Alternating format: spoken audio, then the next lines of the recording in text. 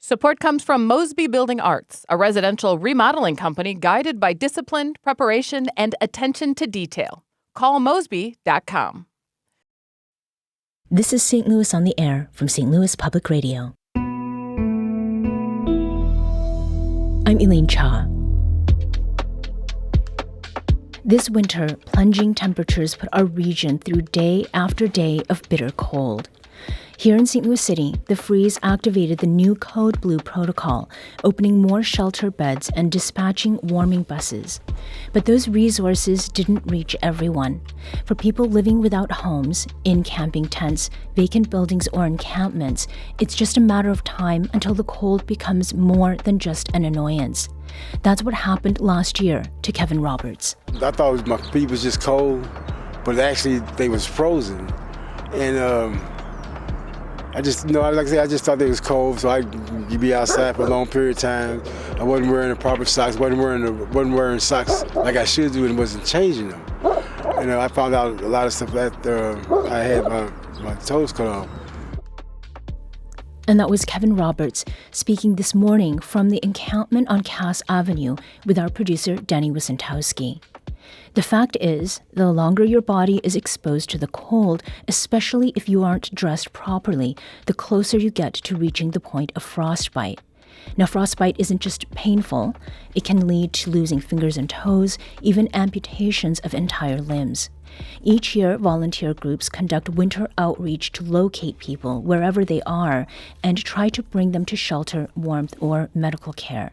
And with me now to talk about frostbite among St. Louis's homeless population this winter and the efforts to help people survive it, I'm joined by STLPR health reporter Sarah Fentem. Sarah, welcome. Hi. So your reporting on frostbite was published earlier this week, and it's titled, "For Some St. Louisans Living on the Street, Frostbite Can Cause Lasting Harm." And that reporting begins with Tanya. Tanya's suffering from frostbite. You describe the skin of her hands as looking like they've been dipped in wax. How did you meet Tanya, Sarah? Well, I originally started looking into the story because of a sort of offhand comment from another reporter who met someone who runs a drop-in shelter on the west side.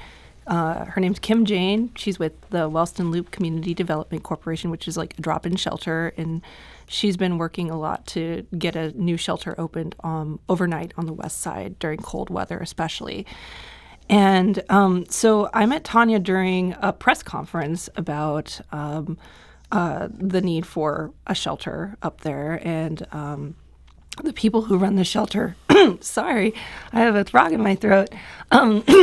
The people who run the shelter up there had a press conference that was calling for one, and it included unhoused people. And I was not looking to find someone with frostbite, but what I've found is this issue isn't an uncommon one. These people aren't difficult to find if you're working with people on the street. Mm-hmm. What did you learn, Sarah, about what Tanya has experienced this winter?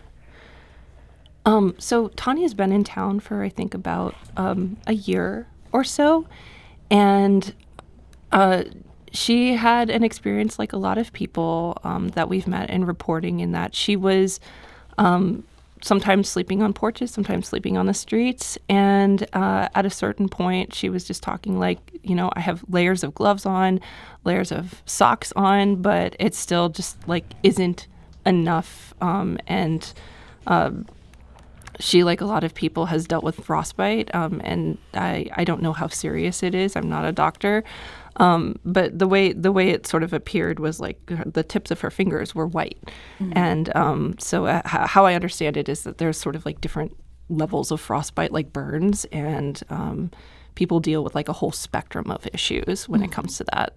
Well, speaking of doctors, we do have one in the studio today, and I'd like to invite him to join us. Dr. Josh Fernelius is a volunteer with Street Med STL, and this is an organization that provides medical care and outreach services to people living on the streets. Dr. Fernelius, welcome to the show. Thank you for having me. So Sarah just got into some of the details around frostbite, but can you provide, from a medical perspective, what exactly frostbite is and what is happening to our skin, our largest organ, when it encounters the cold? Absolutely. So, like Sarah said, frostbite kind of exists on a spectrum, and we can think of it occurring in 4 progressive and overlapping stages. The first stage of frostbite we call the pre-freeze stage, and that's when the internal temperature of the tissues in our body, particularly fingers, toes, the most at risk, the temperature in those tissues drops. And when the temperature drops, the body responds through a mechanism called vasoconstriction, which is narrowing of the blood vessels. And in this pre-freeze first stage, when the vessels constrict, the fingers, for example, can turn white. We can lose sensation. That's where the numbness comes from. And it can also be extra painful. We call it hyperalgesia, where very light touches can cause severe pain. If someone is in the pre-freeze stage, no ice crystals have developed in the tissues, and that can be reversible with proper warmth. If cold exposure continues, the actual frostbite is when the water in our body, because our body is primarily made of water, actually starts to freeze and tissues crystallize. When that happens is when damage starts to occur. And it's not a binary thing. It can be progressive and it looks different for each person, but it's during the crystal formation when damage starts to occur, and if left untreated can progress to frank necrosis, mummified fingers, horrible things like this. Mm-hmm. Dr. Fernelius, you have treated people with symptoms similar to the ones that Sarah described with Tanya. Do those details sound familiar to you in the patients that you have seen during winter outreach here in the St. Louis area? Absolutely. Unfortunately, her story is not unique. I have personally cared for many people who have injuries of exposure, frostbite, both on street outreach and during my time working as a physician at SLU Hospital. Mm-hmm. Talk to us a little bit about what Street Med STL does sort of as a whole, and how this winter outreach is a seasonal response to the needs.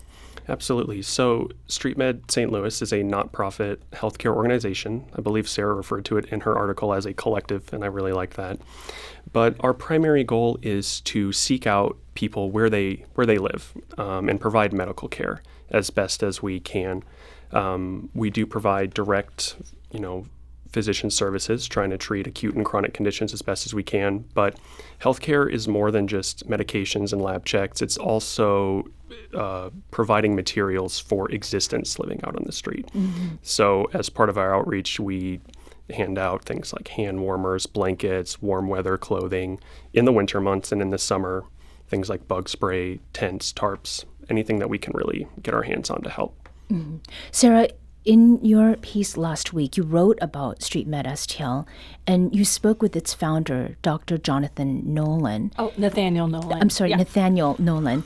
What did you learn from Dr. Nolan about his work and this work overall?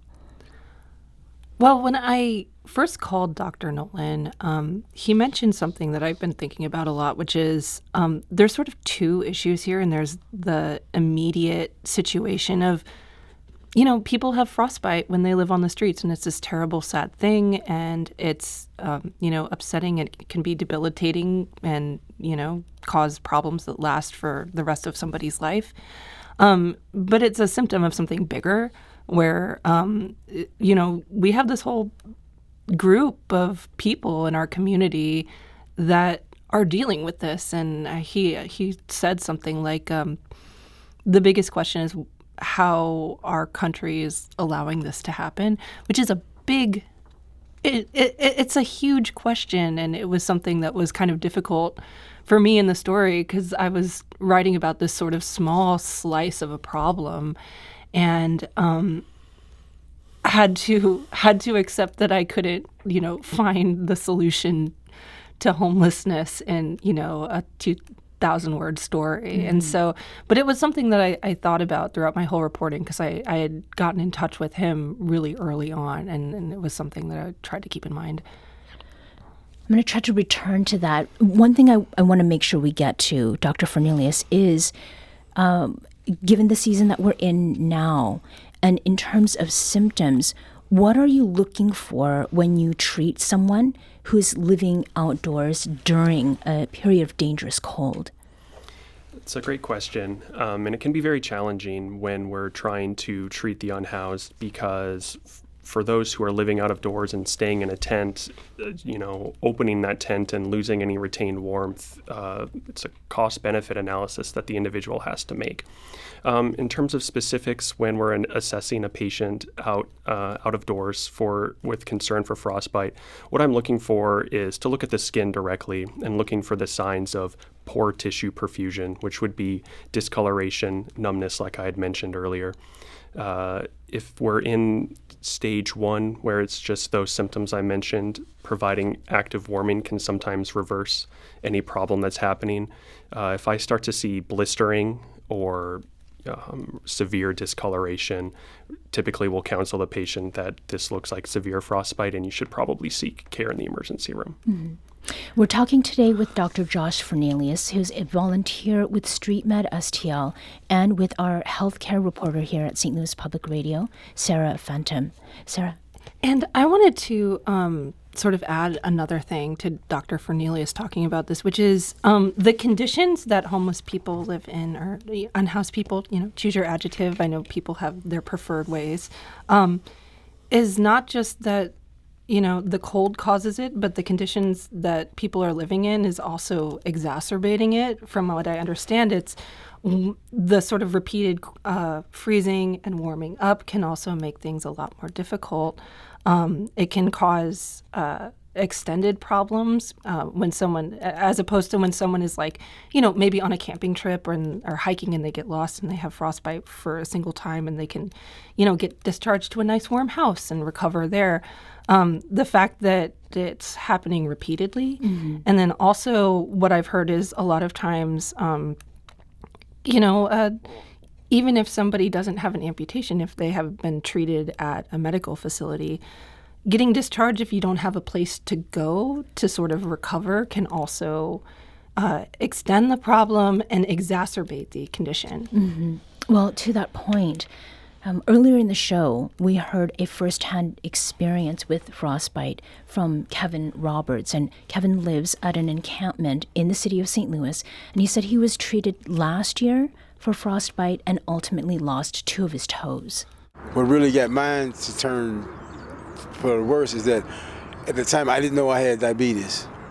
And diabetes plays a very good part with your feet. And so I went to one of the St. Louis hospitals to go in to let them check it out, and my feet started unthawing. But for some reason why they didn't want me to stay longer that day, so I ended up going, back into the cold, and they refroze all over again. And that's where mine really started turning to the worst stage, because my number 1 and number 2 toe, which is the ones right next to your big toe, they stuck together. They start turning black because they're freezing and your blood circulation stops. It freezes the blood so it won't circulate, and that's painful. And that was Kevin Roberts speaking at a homeless encampment this morning. Roberts told our producer, Danny Wysentowski, that he was able to avoid frostbite this winter, but that another resident had lost multiple toes. Doctor, what is your reaction to Kevin's situation, what he described? Is that a common sequence of events, for things to keep getting worse and end in amputation? Yes. So there are 2 things I'd like to say on this. The first is that something that Kevin had mentioned, the presence of diabetes is one of many chronic medical problems that predispose an individual to poor circulation issues. So diabetes is a big one, congestive heart failure, peripheral arterial disease. So patients with these chronic medical problems, many of whom are unhoused, are at a much higher risk of developing frostbite. And then second, like Sarah had mentioned, the freezing and thawing repeatedly leads to worse injury. Whenever a tissue loses blood flow and then regains it, an inflammation cascade occurs in the body, which the body can overreact and cause more damage, setting you up for a situation where more damage begets more damage, unless you can find sustained rewarming. The problem can compound itself. Mm-hmm. What is different about treating patients in this context and gaining their trust compared to what you would find in a hospital setting? Yeah, absolutely. So Street Med is kind of an inverse of a typical medical encounter, wherein if you or I needed medical services, we would intentionally go to somewhere to seek out that care. Whereas street medicine, it's the opposite, where we are going up to places of people's where they live and soliciting services for them. And so due to historical injustices and other biases, these patients, many of them have a significant distrust of the healthcare system. And so we have found that relationships come first. One of the volunteers with Street Med, Leslie, likes to say, first the weather, then, meaning whenever we're interacting with an individual, before we talk about, I'm a doctor, how can I help you? Let me get to know you a little bit so that you can realize, we're all human and I really do actually care about your well-being. Mm-hmm. Oftentimes it's taken multiple encounters before someone will open up about their medical problems to us. Well, and by that point, there may be a lot of damage done already. Absolutely. Sarah, I mentioned earlier the city's new Code Blue protocol. What does that trigger? So there are sort of like different levels of Code Blue, with the highest, I think, being Code Level 4. But basically, it's this activation plan that the city puts in place once it dips below a certain temperature. And I think when the temperature drops below, I want to say 25 degrees, it triggers warming buses, emergency beds, and then the colder it gets, the more emergency overnight beds are opened up. Something the city has said this year is that they haven't had to turn anybody away from these shelters because they haven't had enough room. And so according to Peter and Paul Community Services, hundreds of individuals each night were safely transported from outdoor locations to emergency shelters during extreme cold events. And so not only do you have the emergency beds, but there are sort of what they call rally points where they pick people up and take them to the shelters, and then also warming buses as well. And so it's kind of just a ramping up of services during extreme cold weather events. So one facet of this is what the capacity is, but then another is people not necessarily wanting to go into a shelter even if there is availability. Right. That's a question that I think a lot of people have, is like, okay, well, we have all these shelter beds, and reportedly we haven't had to turn people away as a city.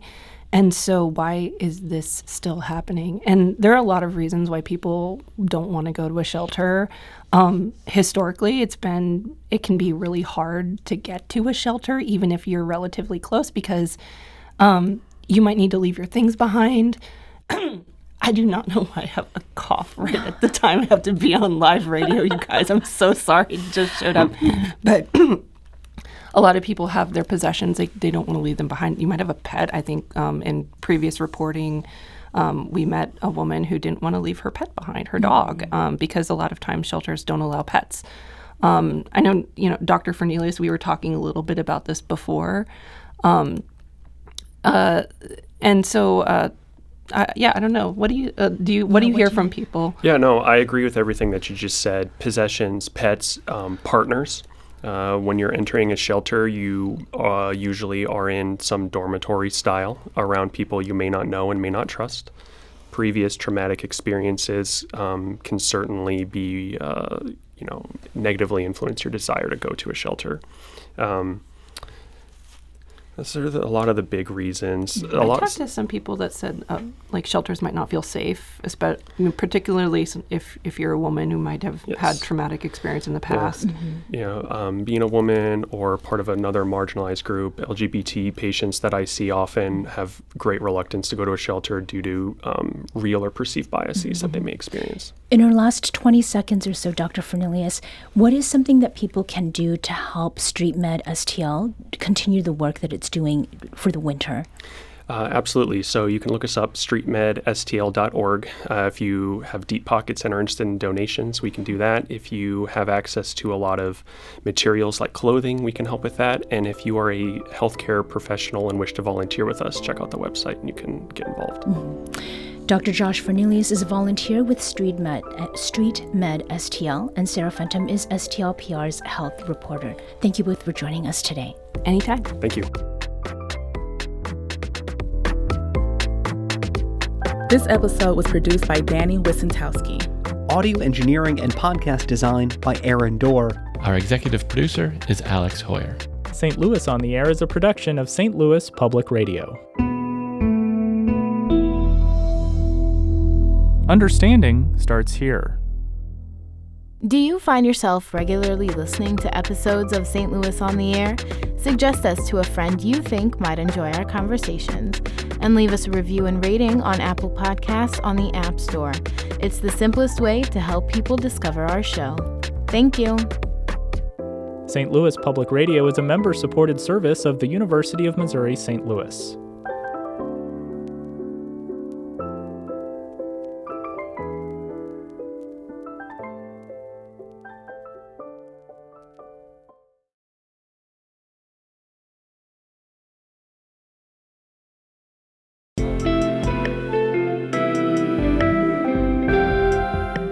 The Gateway brings you the day's news each weekday from around the St. Louis region and the state capitals in Jefferson City. Our schools are accredited. We don't need this bill. And Springfield. How many more years must pass before lawmakers see time is of the essence? I'm Abby Larico. Join me each weekday for The Gateway on the STLPR app or wherever you get podcasts.